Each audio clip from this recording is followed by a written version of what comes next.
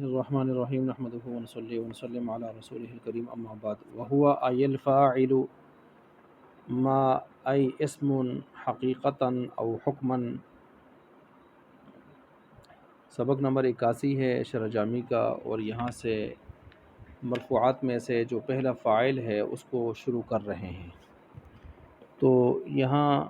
دو باتیں پہلے سمجھ لیں۔ ایک بات تو یہ کہ یہاں جو مسئلہ بیان ہو رہا ہے اور دوسرا یہ کہ عبارت کے اندر جو اغراض و مقاصد ہیں شارع کے۔ پہلی بات جو مسئلہ بیان ہو رہا ہے وہ تو بالکل سیدھا سا ہے کہ فاعل کی تعریف ہو رہی ہے اور اس میں 3 قیدوں کو لایا جا رہا ہے،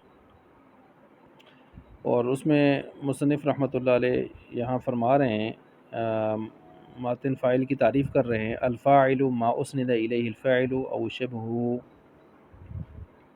او شبہہ وقدم علیہ علی جہت قیامہ بہ۔ یعنی فاعل وہ اسم ہے کہ جس کی طرف فعل یا شبہ فعل کی اسناد یا فعل یا شبہ فعل کا اسناد کیا گیا ہو، اس طور پر کہ فعل یا شبہ فعل اس اسم سے مقدم بھی ہوں، اور ان کا قیام یعنی فعل یا شبہ فعل کا قیام جو ہے وہ اس اسم کے ساتھ ہو۔ تو ماتن نے فاعل کی تعریف میں 3 قیدیں ذکر کر دی ہیں۔ نمبر 1، اسند الفعل او شبہہ، فعل یا شبہ فعل کی اس کی طرف نسبت ہو۔ فعل تو آپ جانتے ہیں فعل ماضی، مضارع، امر، نہیں، یہ سیدھے سیدھے فعل ہوتے ہیں، اور شبہ فعل سے مراد ہوتا ہے وہ اسماء مشتقہ، اسم فاعل، اسم مفعول، صفت مشبہ، اسم تفضیل وغیرہ، وہ جو اسماء مشتقہ ہوتے ہیں۔ اچھا، ان کی فعل یا شبہ فعل کی نسبت ان کی طرف کی گئی ہو، اس اسم کی طرف کی گئی ہو، فاعل جس کو کہتے ہیں، تو یہ پہلی قید ہے۔ اور دوسرا یہ کہ اس کو فعل یا شبہ فعل کو اس اسم کے اوپر مقدم بھی کیا گیا ہو، یہ دوسری شرط یہاں پر آ گئی ہے، مقدم کیا گیا ہو۔ اور تیسرا یہ کہ اعلیٰ جہت قیامہ بھی، کہ یہ فعل یا شبہ فعل اس اسم کے ساتھ قائم ہو۔ ساتھ قائم ہونے کا مطلب یہ ہے کہ اس کے اوپر واقع نہ ہو، اوپر میں واقع ہوں گے تو وہ تو مفعول ما لم یسمى فاعلہ، نائب فاعل بنے گا، یہاں تو ہم فاعل کو پڑھنے جا رہے ہیں۔ تو یہ 3 قیدیں اس کے اندر ملحوظ رکھی جائیں گی، ٹھیک ہے؟ یعنی وہ صیغہ معلوم کا ہوگا، اگر صیغہ مجہول کا ہوا تو فعل کا قیام اس اسم کے ساتھ نہیں ہوگا بلکہ فعل کا وقوع ہوگا اس اسم کے اوپر، اور وہ نائب فاعل بنے گا، فاعل نہیں بنے گا۔ مثال اتفاقی جیسے ضرب زید، فعل کی مثال ہو گئی ہے، اور ضرب فعل ہے، اس کی اسناد جو ہو رہی ہے زید کی طرف، اور مقدم بھی ہے اس زید سے، فاعل بعد میں مؤخر آیا ہوا ہے۔ اور زید قائم ابوہ، یہ شبہ فعل کی مثال ہے، زید مبتدا ہے، قائم شبہ اسم فاعل شبہ فعل ہے، اور ابو مضاف الیہ اس کا شبہ فاعل ہے، شبہ جملہ ہو کر یہ خبر بن جاتا ہے زید مبتدا کا۔ تو یہ تو ہو گیا نفس مسئلہ، امید ہے کہ آپ سمجھ گئے ہوں گے فاعل کی تعریف میں۔ فاعل کی تعریف میں 3 قیدیں تھیں، ہم نے تینوں کی وضاحت کر دی۔ اب آئیے عبارت کی طرف۔ حقیقتاً و حکماً، یہ سوال کا جواب ہے کہ آپ کی فاعل کی تعریف جامع نہیں ہے، آپ نے جو کی ہے تمام افراد کو یہ جامع نہیں بنتی، کیونکہ فاعل آپ نے کہا وہ اسم ہوتا ہے، تو ہم دکھاتے ہیں فاعل کا بھی فعل بھی ہوتا ہے۔ مثلا اعجبنی ان ضربت زیدا، اعجبنی، اعجب فعل، نون وقایہ ضمیر مفعول بھی ہے، اور اس کا فاعل ان ضربت زیدا، یہ فاعل ہے، اس کا ضربت فعل ہے، ماضی ہے۔ تو جواب دیا کہ ہم عام کریں گے تعریف کے اندر کہ وہ اسم عام ہے حقیقتاً ہو، جیسے جا زیدن، حکماً ہو یعنی ہو تو وہ فعل لیکن اس کے اوپر کوئی ان مصدریہ جیسے داخل کر کے اس کو مصدر کے تعویلی اسم کر دیے کہ حکم میں لے کے آئے ہوں ہم، جیسے جو مثال آپ نے دیا جب بنی ان ضربتا، ان نے آ کے ضربتا فعل کو یہ اسم کی تعویل میں کر دیا ہے، تو یہ تعویلی اسم ہو جائے گا۔ تو لہٰذا یہ اعجبنی ان ضربت زیدن، اصل میں اس کی گویا تعویل یوں ہو جائے گی ان کے مصدریہ کی وجہ سے، اعجبنی ضرب کا زیدن، یہ ضرب کا مصدر کے معنی میں چلا جائے گا۔ مارنا، مجھے تعجب میں ڈالا تیرے مارنے نے زید کو، مارنا، نے، نا، نے، یہ مصدر کا ترجمہ ہوتا ہے۔ اچھا، بالاصالتی لا بالتبعیتی، اس سوال کا جواب ہے، سوال یہ ہے کہ آپ کی تعریف معنی نہیں ہے دخول غیر سے، یہ معطوف بالحرف پر بھی سچی آ رہی ہے۔ جانی زیدن، جیسے آپ کہتے ہیں جانی زیدن و عمرن۔ اب اس میں دیکھیں کہ آپ کی اس مثال کی جو تعریف ہے، جا کی نسبت جیسے زید کی طرف ہے، ایسے عمر کی طرف بھی ہے، اور جا مقدم بھی ہے اس سے، ٹھیک ہے، اور جا مجیت جو مجی جو ہے آنا، یہ عمر کے ساتھ جیسے زید کے ساتھ قائم ہے ایسے عمر کے ساتھ بھی قائم ہے، لیکن پھر بھی آپ اس کو فاعل تو نہیں کہہ رہے، تو اس کے اوپر یہ تعریف صادق آ رہی ہے۔ تو اس کا جواب یہ ہے کہ اسند الفعل سے مراد ہماری فعل کا اسناد اس فاعل کی طرف اصالتاً ہو، اصالتاً بالطبع نہ ہو۔ اصالتاً یہاں پر جو جا نہیں زید و عمر میں جا کی مجی کی جو اسناد ہے اصالتاً، وہ کس کی طرف ہو رہی ہے جی؟ وہ زید کی طرف ہو رہی ہے، عمر کی طرف اس زید کے واسطے سے ہو رہی ہے، وہ حرف عطف کے ذریعے سے ہو رہی ہے، وہ عمر وہ کے ذریعے سے، تو بالطبع اس کی طرف جو اسناد ہو رہی ہے۔ ہماری مراد یہاں پر اصالتاً اسناد ہے۔ اب قرینہ کیا ہے اصالتاً اسناد پر؟ تو قرینہ یہ ہے کہ توابع کی جو بحث ہے، توابع خمسہ، ان کی بحث بعد میں آ رہی ہے، اس کو تو یہاں لانے کی ضرورت نہیں ہے نا۔ تو اس قرینہ کی وجہ سے ہم یہ کہہ سکتے ہیں کہ مقاصد ثلاثہ وہ اصلی اصالتاً بحثوں کو لے کے آتے ہیں ساتھ، مرفوعات، منصوبات، مجرورات، تو ان میں اصالتاً کی قید خود بخود اس میں معتبر ہوگی۔ اچھا جی، اور دوسرا یہ کہ ویسے بھی ترکیب میں ہم عمر کو معطوف بھی اگر بناتے ہیں اور زید معطوف علیہ بناتے ہیں تو دونوں معطوف علیہ مل کر فاعل بنتے ہیں نا، تو فاعل تو پھر بھی بن ہی گیا، اتنا لمبا چکر کرنے کی کیا ضرورت ہے۔ واحترز به عن نحو زید فی زید ضربہ، یہ بھی اس عبارت میں شارح نے مقدمہ یا وقدمہ علیہ کی جو قید ہے نا لگائی تھی ہم نے فاعل کے اندر، اس کا فائدہ بتا رہے ہیں کہ اس ندا الیہ الفعل والی جو قید ہے زید ضربہ میں زید مبتدا پر بھی صادق آ رہی ہے۔ کیسے آ رہی ہے؟ کیونکہ وہ بھی وہ اسم ہے زید ضربہ، زید مبتدا ہے لیکن اس کی طرف ضربہ کی جو فعل ہے اس کی نسبت جا رہی ہے، اور ظاہر بات ہے یہ ضربہ کا جو ضرب ہے وہ زید کے ساتھ قائم بھی ہو رہا ہے، ٹھیک ہے، اس کے ساتھ بھی اس کی، تو جس کی طرف فعل کا اسناد بھی ہو رہی ہے۔ اب اس پر لفظی ایک اعتراض ہو سکتا ہے کہ ضربہ کی اسناد تو یہاں پر وہ ضمیر مستتر ہوا کی طرف جا رہی ہے، زید کی طرف تو نہیں جا رہی، تو کیسے آپ مسند الفعل اس پر کہتے ہیں سچا صادق، اس پر صادق آ رہا ہے؟ تو شارح نے لأن الاسناد الی ضمیر شیئن سے جواب دیا ہے کہ بھائی ذرا غور کرو، تو کسی چیز ضمیر مستتر زید کی طرف ہی لوٹ رہی ہے، تو کسی اسم کی طرف لوٹنے والی جو ضمیر ہوتی ہے اس کی طرف وہ حقیقتاً گویا اس اسم کی طرف اسی کی طرف لوٹ رہی ہوتی ہے۔ مثلا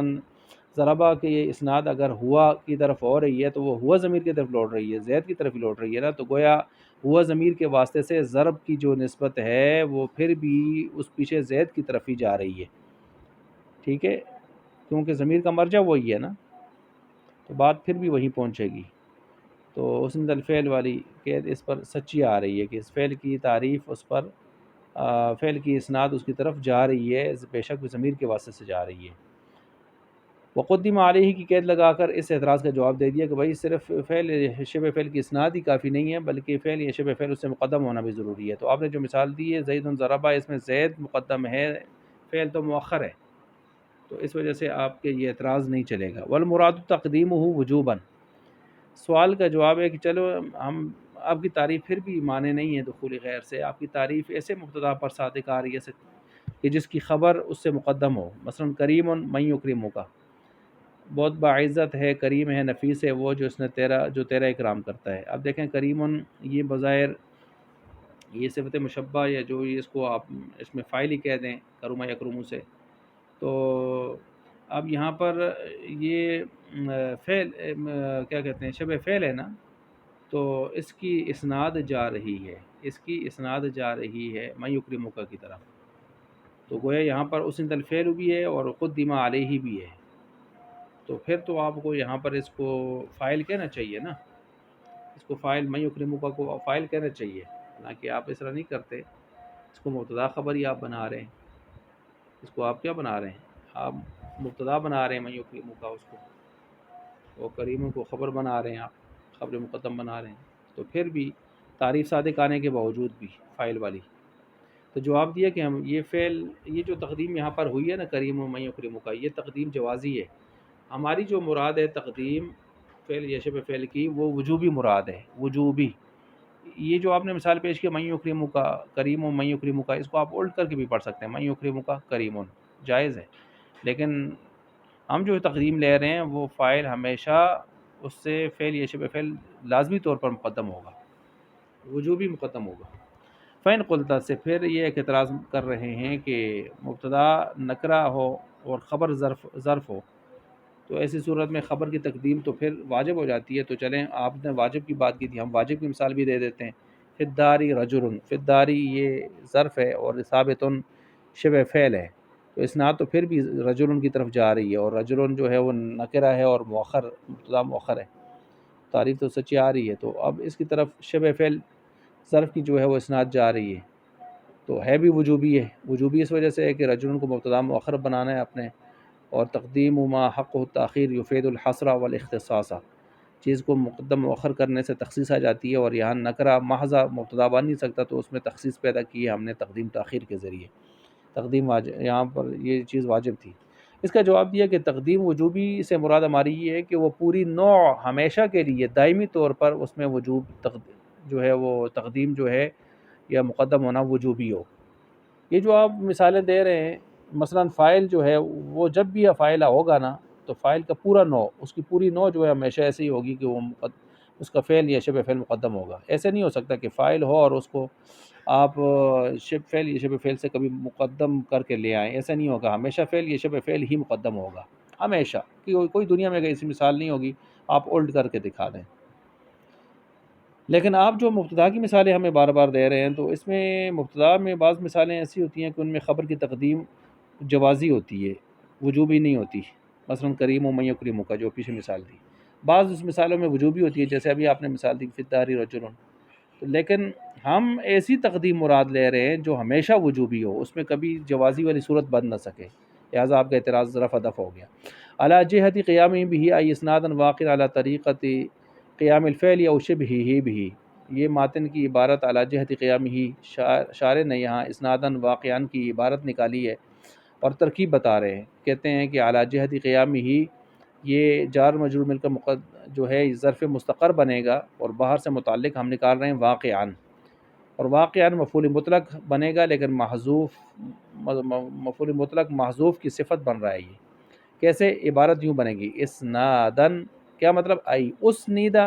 الیہ الفعل اسنادا واقعا علی جہت قیامہ بھی، تو اسنادن موصوف ہے، واقعا اس کی صفت ہے، اور یہ دونوں مل کر مفعول مطلق ہو جائیں گے پیچھے اسنیدا کے ساتھ، تو یعنی اسناد کیا گیا ہے طرف اس کے فعل کے،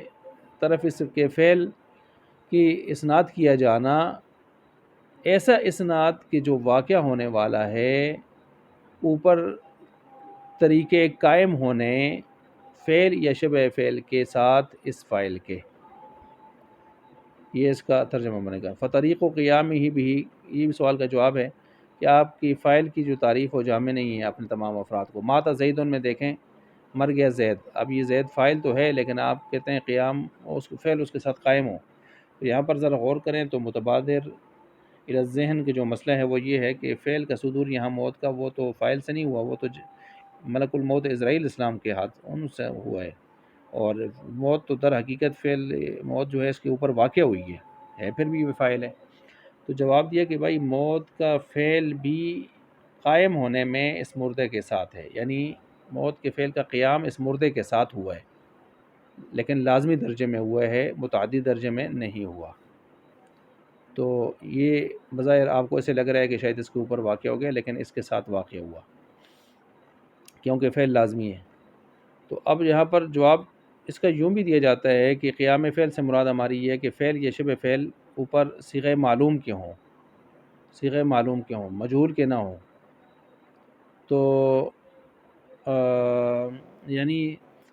مجہول میں جو ہوگا اس میں آگے وہ نائب فاعل بنے گا، مفعول ما لم یسمى فاعلہ بنے گا، وہ فاعل نہیں بنے گا، جیسے ضرب زید۔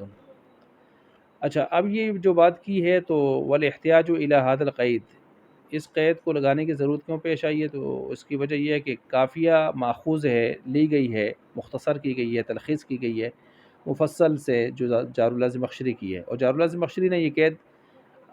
فی جہد قیامی علی جہد قیامی والی قید نہیں لگائی، اس نے علی جہد قیامی ہی بھی والی قید نہیں لگائی، اب سوال یہ پیدا ہوتا ہے، اعتراض یہ پیدا ہوتا ہے کہ جب ان سے لی ہے تو انہوں نے نہیں لگائی، تو انہوں نے کیوں لگائی ابن حاجب نے؟ جواب یہ دیا کہ اصل میں ان کے نظریوں میں فرق تھا۔ علامہ زمخشری کا نظریہ یہ ہے کہ مفعول ما لم یسمى فاعل خود فاعل کی تعریف میں داخل ہے، یہ خود ایک فاعل ہے، لہٰذا الگ سے اس کو مرفوع بنانے کی ضرورت نہیں ہے، ساتھ مرفوعات کر دیں۔ لیکن ابن حاجب رحمۃ اللہ علیہ دیگر نحات کی طرح یہ کہتے ہیں کہ فاعل الگ چیز ہے، نائب فاعل مفعول ما لم یسمى فاعل بالکل الگ ہے، لہٰذا اس کو الگ سے آپ مرفوع شمار کریں اور کل 8 مرفوعات بنائیں، 7 نہیں۔ تو اس وجہ سے ابن حاجب رحمۃ اللہ علیہ نے قید لگائی اعلیٰ جہت قیامہ بھی، تاکہ مفعول ما لم یسمى فاعل کو نکالیں کہ ادھر فعل اس کے ساتھ قائم نہیں ہوتا، فعل یہ شبہ فعل اس کے اوپر واقع ہوتا ہے۔ اور جار اللہ زمخشری کے یہاں چونکہ نائب فاعل کی تعریف میں داخل تھا، اس لیے انہوں نے قید نہیں لگائی، ان کو قید لگانے کی ضرورت ہی نہیں پڑی۔